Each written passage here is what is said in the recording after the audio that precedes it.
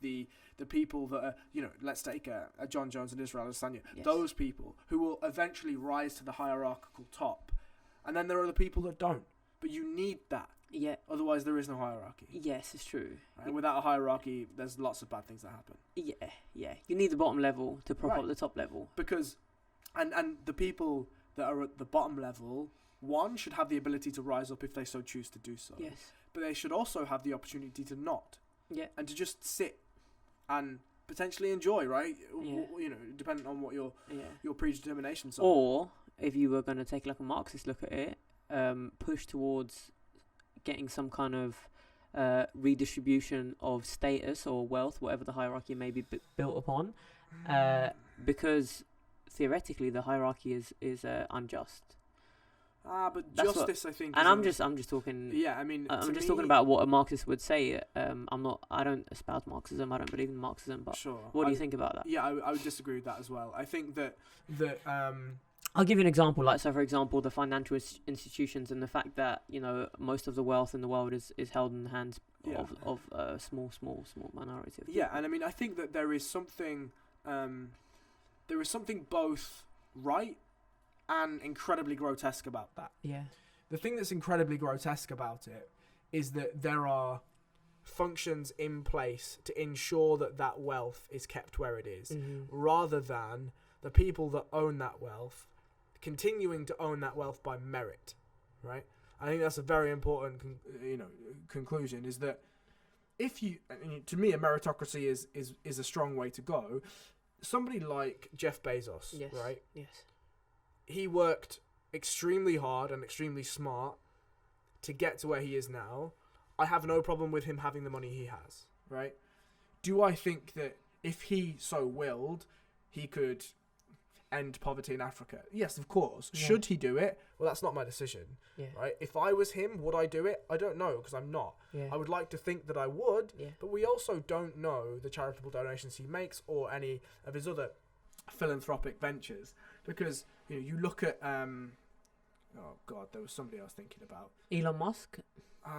No, I think it was a footballer, right? I can't remember exactly who it was. Yeah. But anyway, they routinely give half of their wage away. Is that Rashford or something like that? Something like that. Okay. Actually, another one is Conor McGregor, right? Okay. So Conor McGregor, he's already saved at least 5 gyms in Ireland from going bust. Wow. He bought his football team. His Good for boxing him. club now is crazy. He basically pioneered Dublin's COVID response. Yeah. And people don't talk about this stuff. Yeah. And they don't talk about it because he throws dollies through buses and says horrible things to Habib, right? Yeah. But this man is nowhere near Jeff Bezos level. Yeah. But he still finds it within himself to give away vast portions of his wealth. Yeah. For what we determine to be good deeds, right? So what would Jeff Bezos have to do to not deserve his wealth? Because you were talking about the fact that... So I think that, if Bezos... If he just started waking up late, just drinking a lot... not even. I think the problem that the financial institutions have is that it's very difficult to become rich. Yes. But when you become rich, it's very easy to stay rich. Yeah. Right? Because you're propped up by tax breaks. Yeah. You're propped up by legislation that having the money to invest to keep you up. Yeah. It allows you to be in a position, you access better data, you are allowed into places for free, you're given things. There's these sorts of unwritten and written legislature that makes it very difficult for you to become very easy for you to stay wealthy when you are wealthy. That's true, right?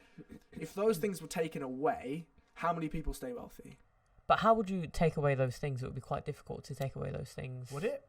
I mean, what exactly? So you have to state what those things are that you're going to take away. So let's take tax breaks as a very simple thing. So now this is sort of becoming a little bit Immanuel Kant, right? We're getting Immanuel Kant very quickly, Okay. But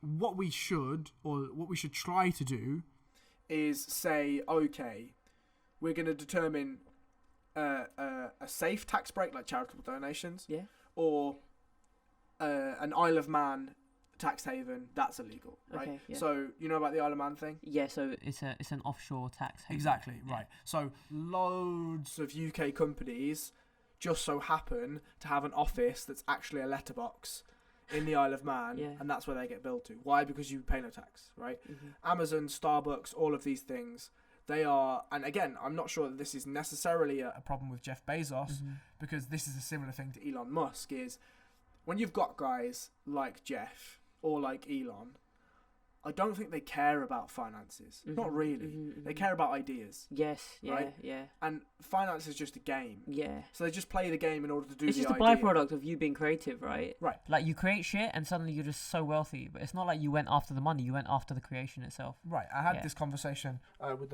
with the guest of the podcast that's coming out on Monday, and he's a financial guy, so we had a conversation and whatever, and he said, I feel like Elon Musk has committed fraud, and he feels like Elon Musk is a really bad CEO, and I'm like, yeah, it wouldn't surprise me if he's done both of those things. Yeah. Because if you think about Elon, he's like, right, how do I make electric cars go faster and run longer, and how do I get rockets into space? And how do I bore underneath LA? Right, exactly. Yeah. And somebody's going to come to him and be like, what about your budget, Elon? And he's like, I don't give a fuck about budgets, just let me put rockets in space. Yeah.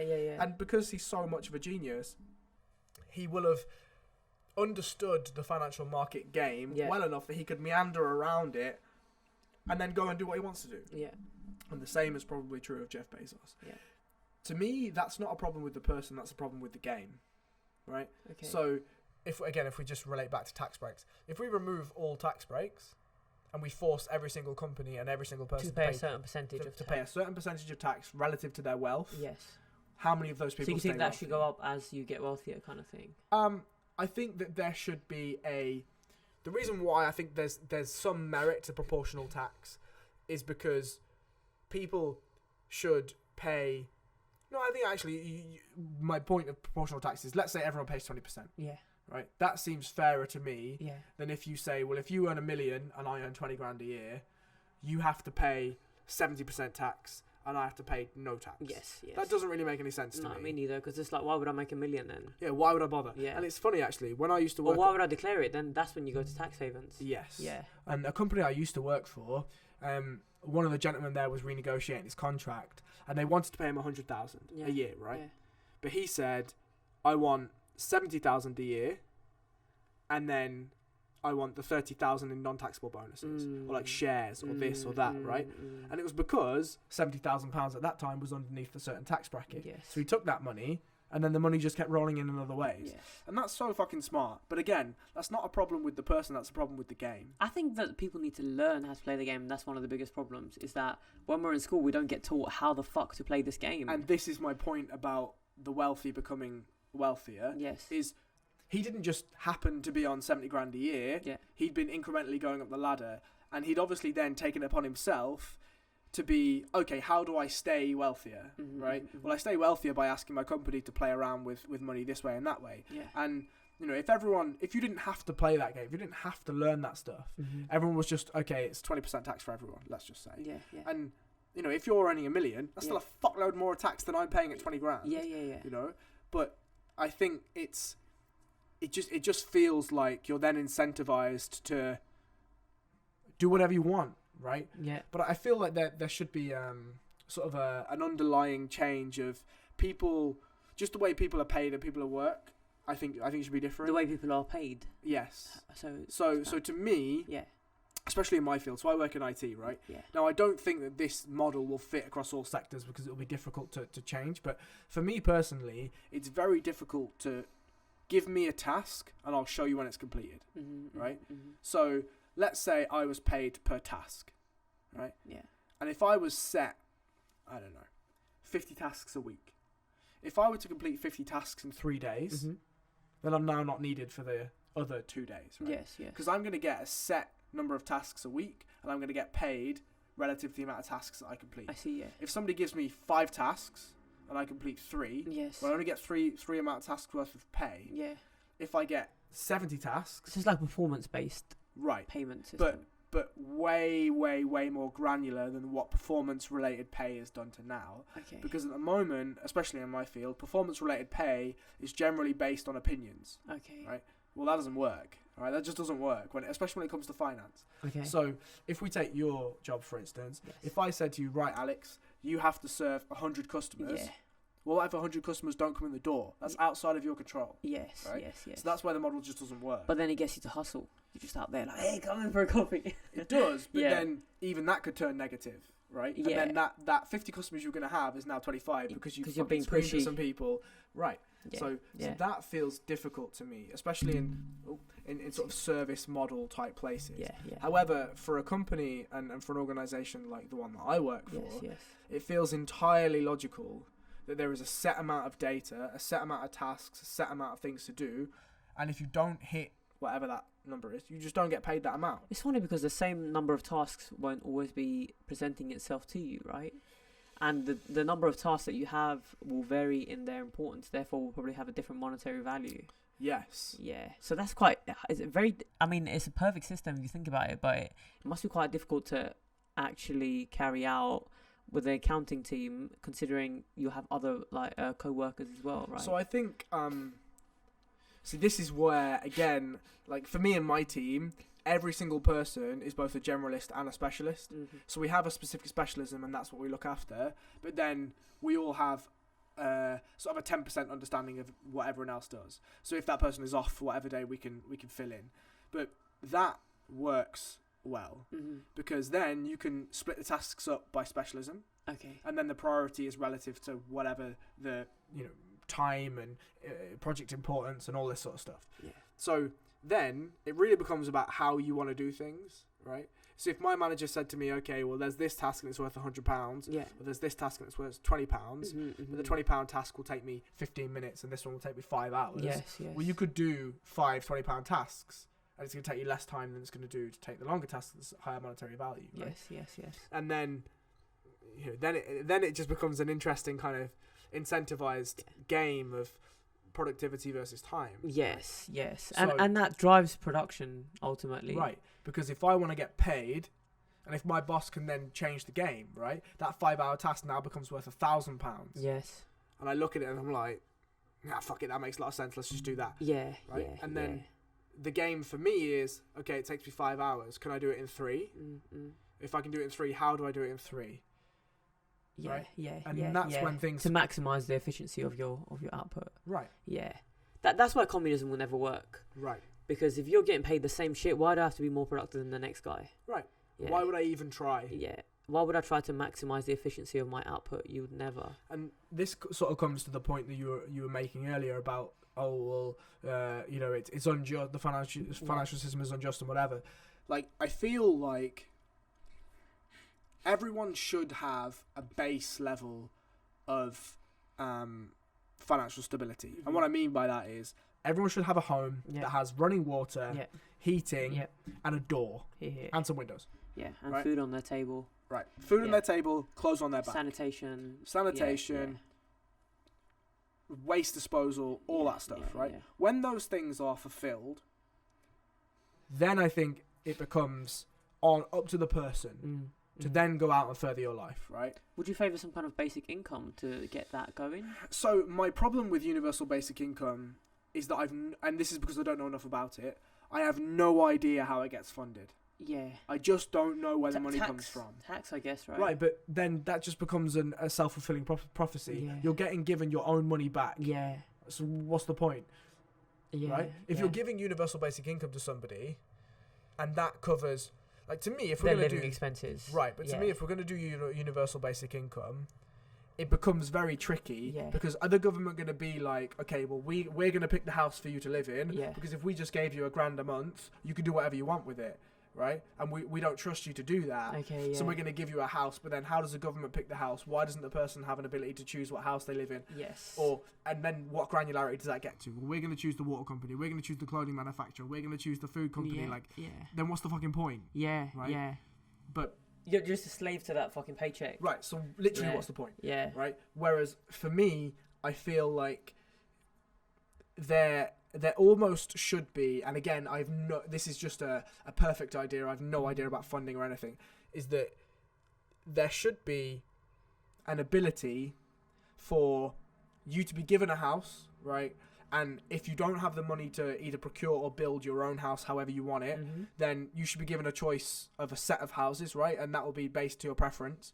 But obviously, you're not going to just walk into a 5-bedroom mansion. It will be based on what your needs are rather than what your wants are predominantly. From there, you have, all these bills covered to a certain extent.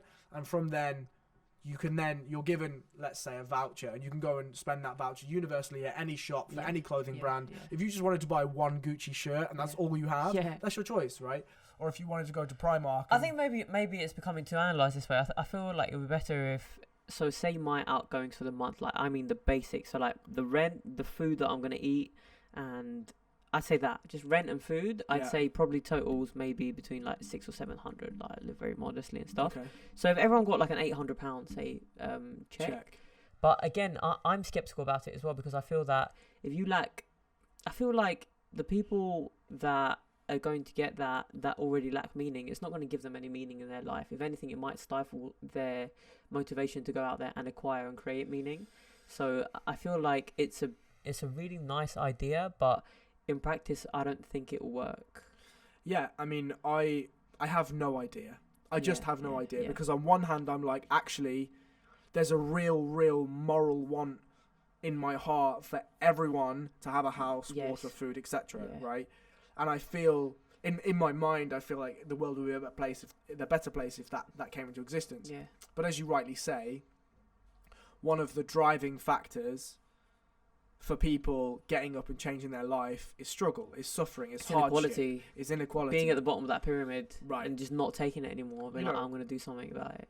If you, again, I'm going to use fighters, comedians, whatever. If you go and look at the top 1%, a lot of them didn't come from wealth. Yeah. They came from humble beginnings, hard beginnings, and maybe they were genetically gifted and whatever, but it came out that grit, that determination made them into what they were, right? And are we going to lose the example I'll give is Cristiano Ronaldo, right? Are we going to lose the next Cristiano Ronaldo coming from the slums of Portugal, getting beaten up by his mom because he was doing kick-ups underneath the table at dinner time?